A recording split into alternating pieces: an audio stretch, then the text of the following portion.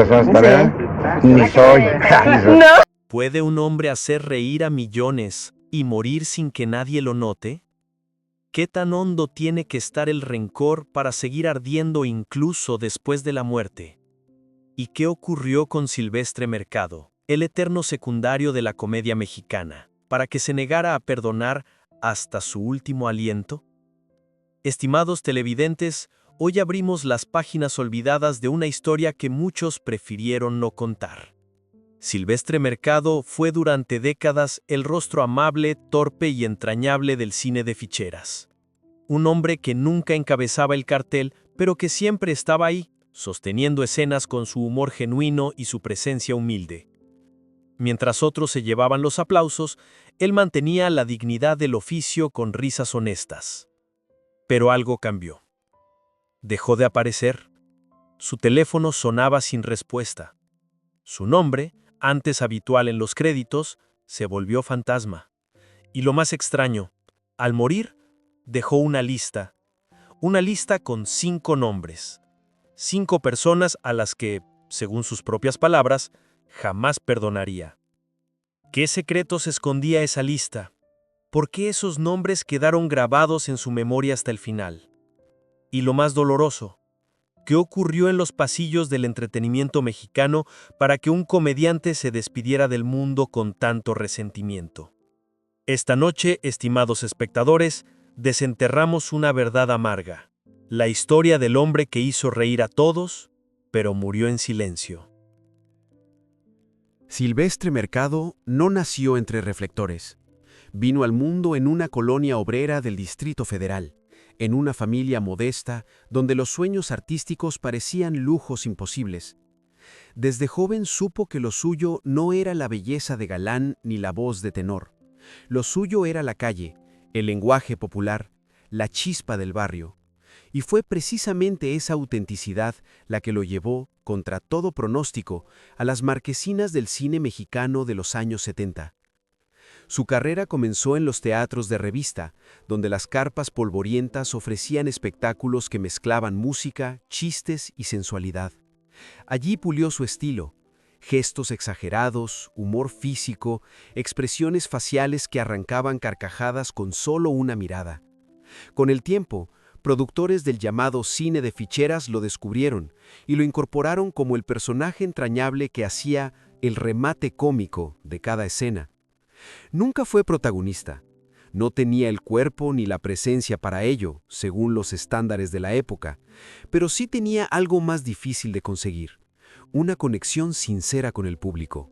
Silvestre sabía representar al mexicano de a pie, con sus defectos, ocurrencias y ternura. En películas como Las ficheras del barrio o El chofer del placer, su presencia no era central, pero sí esencial. Cuando él aparecía, el público sonreía. A mediados de los años 80, su rostro era tan reconocible como el de los grandes: Alfonso Sayas, Rafael Inclán, Carmen Salinas, Luis de Alba. Todos lo conocían. Todos, en algún momento, trabajaron con él. Y sin embargo, pocos lo consideraban verdaderamente parte del círculo privilegiado. Él era el simpático, el humilde, el que siempre estaba dispuesto, pero no el indispensable. Los críticos jamás lo elogiaron. Los premios nunca llegaron. Las entrevistas eran escasas. Silvestre Mercado vivió su auge en la periferia del reconocimiento, brillando con luz prestada, aunque su talento era innegable. Cuando la época dorada del cine picaresco mexicano comenzó a declinar, Silvestre intentó reinventarse. Tocó las puertas de la televisión, escribió guiones, propuso formatos, pero las respuestas eran siempre las mismas. No encajas en lo que buscamos, tu estilo ya no se usa, eres muy ochentero. Entonces fue cuando la amargura comenzó a filtrarse en su voz. En entrevistas tardías, con tono pausado, recordaba con nostalgia los años de rodajes intensos, los camerinos llenos de humo y risas, las madrugadas filmando bajo la lluvia con una botella de tequila como calefacción improvisada, pero también hablaba de las traiciones, los olvidos, las puertas que se cerraron sin aviso. «Yo no quiero homenajes», dijo alguna vez, «solo quiero que me recuerden por lo que fui, un hombre que trabajó sin hacerle daño a nadie. Y aún así, Me borraron. Su retiro no fue anunciado, simplemente dejó de estar. Ya no lo llamaban, ya no lo mencionaban, los nuevos comediantes no sabían quién era, las nuevas generaciones lo confundían con otros, y en ese silencio Silvestre comenzó a escribir cartas, reflexiones, listas. Una de esas listas sería la que dejaría para siempre, una con 5 nombres, 5 traiciones, 5 heridas abiertas. ¿Quiénes lo traicionaron? ¿Qué ocurrió exactamente entre bastidores? Todo eso lo iremos descubriendo, uno por uno, en las siguientes secciones, porque detrás de cada nombre hay una historia que merece ser contada. La fractura comenzó oficialmente el 19 de septiembre de 1992. Ese día, María Edite Santos entró a los juzgados de Valencia con un abogado y una carpeta llena de pruebas. Cartas sin respuesta, fotografías con Julio Iglesias y sobre todo el testimonio de que Javier era hijo del artista. Exigía un análisis de ADN y el reconocimiento legal. La demanda se convirtió en noticia de portada. Los titulares variaban entre la curiosidad y el sensacionalismo. ¿El gran seductor tiene un hijo secreto? Una bailarina portuguesa reclama paternidad al rey del romance. Julio, entonces, calló y dejó que sus abogados respondieran. Argumentaron que el caso había prescrito y que no existían pruebas sólidas. La jueza archivó el expediente. María volvió a casa derrotada pero no vencida. Durante los años siguientes, Javier observó cómo su madre recorría despachos de abogados y concedía entrevistas en programas matinales con la esperanza de que alguien escuchara. Entretanto, él crecía marcado por una sensación de invisibilidad. Sus compañeros de escuela se burlaban cuando veían a Julio Iglesias en televisión. «Mira, tu papá está cantando». Javier aprendió a esquivar la vergüenza transformándola en ironía. Decía que su padre era tan famoso que no tenía tiempo para un hijo extra. En el fondo, dolía. Mientras los hijos legítimos de Julio aparecían en revistas con ropa de diseñador y estudiaban en colegios bilingües, Javier trabajaba como camarero a los 15 años para ayudar a pagar el alquiler. En 2004, madre e hijo intentaron de nuevo. Aportaron el testimonio de un bailarín que había sido testigo de la relación entre Julio y María. El juez, otra vez, consideró que no era suficiente. La lucha parecía interminable. La prensa empezó a pintarlos como oportunistas en busca de dinero. En un programa de tertulias, un periodista dijo, si fuera de verdad, Julio ya lo habría reconocido. Los comentarios alimentaron una narrativa de incredulidad que Javier no podía combatir.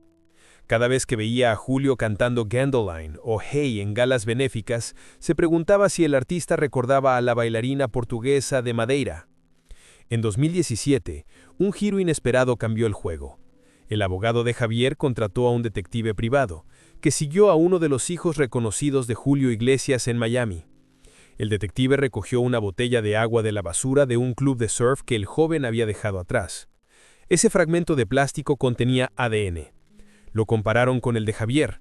El resultado, coincidencia del 99,9%. Era prácticamente imposible que no fueran hermanos. Armados con esta prueba, María y Javier regresaron a los tribunales. Esta vez, el juez aceptó admitir la demanda. Julio Iglesias no se presentó a declarar. Sus abogados insistieron en que nunca se sometería a una prueba de paternidad, porque no estaba obligado legalmente. El juicio se volvió mediático. Las cámaras se agolpaban en la puerta del juzgado. Javier, de traje oscuro y corbata, respondió con calma a las preguntas. «No estoy aquí por dinero», dijo. «Solo quiero que mi padre diga que existo». La fiscalía argumentó que aunque el caso hubiera prescrito, el derecho a la identidad es imprescriptible. María declaró entre llantos cómo había criado sola a Javier y cómo había escrito a Julio en 1976 con 4 palabras. Él también es tuyo. Cartas que nunca fueron devueltas, llamadas que nunca fueron contestadas. La sala se llenó de susurros cuando la carta se leyó en voz alta. En el rostro de Javier se veía una mezcla de alivio y tristeza. Finalmente su verdad tenía un escenario. El 10 de julio de 2019, el juzgado de primera instancia número 13 de Valencia dictó sentencia. Javier Sánchez Santos era hijo biológico de Julio Iglesias. La noticia recorrió el mundo. Algunos fans se indignaron, otros aplaudieron. Muchos lo vieron como una mancha en la impecable trayectoria del cantante. Julio Iglesias no apeló.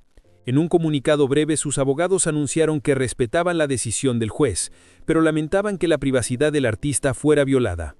Julio no llamó a Javier, no emitió palabras. La victoria legal fue un triunfo moral, pero no un abrazo. Javier confesó: ganar en el juzgado no me devolvió a mi padre. La falta de reconciliación abrió nuevos debates. ¿Qué es ser padre? ¿Cumplir con la biología, con la ley o con el amor? La sentencia no dio derecho a herencia, ya que Javier había nacido fuera del matrimonio y las leyes españolas reconocen acuerdos prenupciales. Javier obtuvo un apellido que había anhelado, pero no ganaría ni un euro del Imperio Iglesias. María Edite, después de 40 años de lucha, descansó con la certeza de que no había mentido. Sin embargo, en su voz se notaba la amargura. Julio eligió su carrera sobre su sangre. A medida que la noticia se enfriaba, las televisiones buscaron otros escándalos. Javier regresó a su vida en Valencia, trabajando en su gimnasio y atendiendo a sus clientes. Algunas personas lo miraban con curiosidad, otras con admiración. Él seguía escuchando canciones de su padre en la radio, pero ahora con una mezcla de orgullo y melancolía. Sabía que había ganado la verdad, pero no sabía qué hacer con ella. A veces, al pasar frente a un cartel de Julio Iglesias anunciando un concierto, se preguntaba si algún día entrarían al mismo camerino y se mirarían a los ojos. ¿Qué verdades ocultas se esconden detrás de la decisión de Julio? ¿Fue miedo? ¿Orgullo? ¿Presión de la industria o simplemente indiferencia? Para hallar las respuestas debemos adentrarnos en las emociones de quienes vivieron esta historia, más allá de los titulares y los fallos judiciales. En la vida de Silvestre Mercado, no todos los conflictos nacieron del olvido o de la traición disfrazada. Algunos estallaron con palabras abiertas, tensiones públicas y enfrentamientos que dejaron una huella indeleble. Los casos de Luis de Alba y Pedro Weber Chatanuga son dos claros ejemplos de cómo las diferencias ideológicas, los egos artísticos y la lucha por un espacio en el espectáculo pueden terminar en enemistades imposibles de reparar. Luis de Alba, conocido en todo México por su famoso personaje El Pirruris, era una estrella consagrada del humor popular, pero lo que para muchos era comedia blanca, para Silvestre era símbolo de algo más: la pérdida de valores en el humor nacional. En una entrevista realizada en 1996, Silvestre fue consultado sobre el rumbo de la comedia mexicana. Su respuesta sorprendió. Hoy se aplaude el clasismo disfrazado de chiste. Se hacen ricos ridiculizando al pobre y al indígena. Eso no es lo que yo aprendí. Aunque no mencionó nombres, todos entendieron que se refería a Luis de Alba. La respuesta del aludido no tardó. En un programa de radio, Luis dijo en tono sarcástico: «Que no me culpen si algunos ya no dan risa». A partir de ese momento, el enfrentamiento fue evidente. Silvestre lo acusó públicamente de hacer comedia a costa del respeto, mientras que Luis lo tachó de resentido y pasado de moda. Pero el conflicto más amargo quizás fue con Pedro Weber Chatanuga, otro actor de reparto muy querido, conocido por sus papeles entrañables y su particular físico. Silvestre y Pedro comenzaron como grandes amigos. Compartieron rodajes, fiestas e incluso pasaban fines de semana con sus familias. Se entendían dentro y fuera del set y durante un tiempo fueron inseparables. Todo cambió en el año 2001, cuando ambos audicionaron para un programa cómico de televisión por cable. Silvestre había preparado su número durante semanas. Tenía confianza, pero al llegar al canal, se le informó que su prueba había sido cancelada. El papel ya había sido asignado. ¿A quién? A Pedro Weber. Silvestre, dolido, no ocultó su decepción. En conversaciones privadas, comenzó a comentar que Pedro había intervenido directamente con los productores para eliminarlo del proceso. Aunque nunca se presentó una prueba formal, su convicción era férrea. Años después lo dijo sin rodeos: «Me quitó el pan de la boca. No se hace eso entre amigos». Lo más desgarrador fue la respuesta del propio Pedro Weber, quien, según allegados, nunca negó la acusación, pero tampoco intentó aclarar los hechos. Simplemente se limitó a evitar el tema, guardando un silencio que para Silvestre fue más ofensivo que 1000 palabras. Desde ese momento, los dos actores jamás volvieron a cruzarse. Si coincidían en eventos, se ignoraban. Si compartían menciones en medios, lo hacían como si fueran desconocidos. Para Silvestre, Pedro pasó de ser un hermano de vida a un nombre prohibido. Y así, estimados televidentes, se completaba la lista. 5 nombres, 5 caminos truncados, 5 relaciones que marcaron la vida de un hombre que detrás de la risa fácil llevaba un corazón lleno de heridas que jamás terminaron de sanar. En los últimos años de su vida, Silvestre Mercado desapareció por completo del radar del espectáculo. Sin contratos, sin homenajes, sin llamadas. Vivía en un pequeño departamento rentado al sur de la Ciudad de México, acompañado únicamente de su gata y de una colección de películas viejas donde todavía se podía ver a sí mismo haciendo reír a una nación entera. Los vecinos decían que salía poco, que hablaba con una voz apagada y que ya no reía como antes. Pero aunque el público lo había olvidado, su memoria no olvidaba a nadie. En un cuaderno de tapas negras que mantenía sobre su mesa de noche, y que fue encontrado tras su fallecimiento, había más que apuntes o recuerdos. Había nombres. 5 para ser exactos. Esos 5 que se habían clavado como espinas en su corazón. Esos 5 que, según sus propias palabras, hicieron más daño que cualquier enfermedad. El cuaderno también contenía pensamientos dispersos, frases inconclusas, reflexiones amargas. En una de las páginas escribió: «No hay dolor más grande que saberse útil y que nadie te necesite». En otra: «Yo no pedía fama, solo lealtad, y ni eso me ofrecieron». Durante años, algunos intentaron contactarlo para entrevistas o reportajes retrospectivos, pero él los rechazaba con cortesía. Decía que ya no tenía nada que decir. En realidad, lo había dicho todo, solo que a nadie le interesaba escucharlo.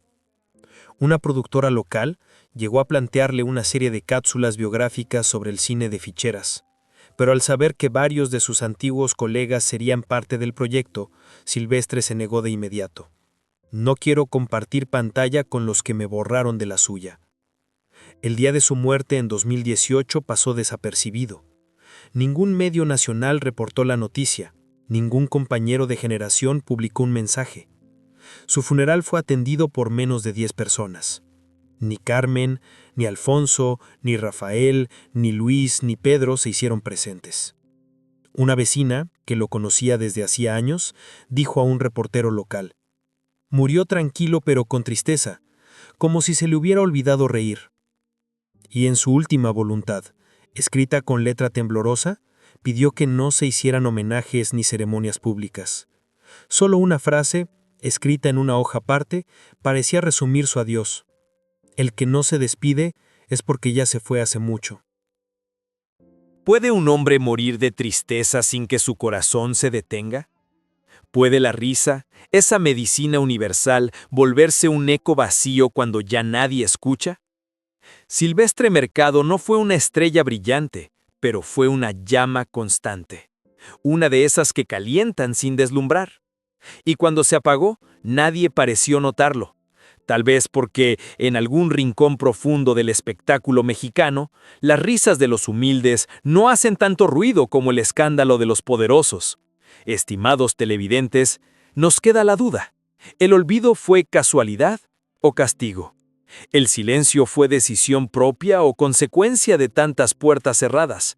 ¿Y cuántos otros actores, cantantes, comediantes hoy viven la misma invisibilidad cruel que Silvestre padeció hasta el final?